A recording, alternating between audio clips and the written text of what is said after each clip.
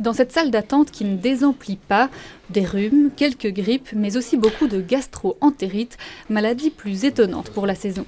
À cette période-ci de l'année, il est étonnant d'en voir autant, en tout cas que les infections des voies respiratoires, par exemple.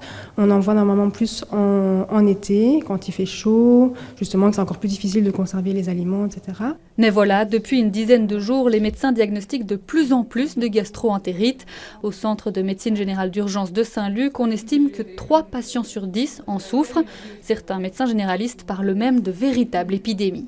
Le fait que les gens se rencontrent pour les fêtes, voyagent aussi pour voir leur famille, leurs amis, donc peut expliquer qu'il y ait un pic de gastro-entérite. Maintenant, pourquoi cette année-ci? Je vous avoue que je n'ai pas de réponse à cette question. Le virus se transmet facilement d'une personne à l'autre. Nausées, vomissements et diarrhée font partie des symptômes courants de la gastro-entérite. Et pour en guérir, pas question d'antibiotiques. Il faut surtout prendre son mal en patience. On peut se réhydrater. Pour ça, on a quelques solutions de réhydratation orale. Il y a quelques médicaments naturels contre le vomissement. À part cela, les bébés, il faut voir le médecin. Pour les enfants et les personnes adultes, il faut bien se reposer. Et si ça dure plus que 3 jours avec la température, il faut voir le médecin.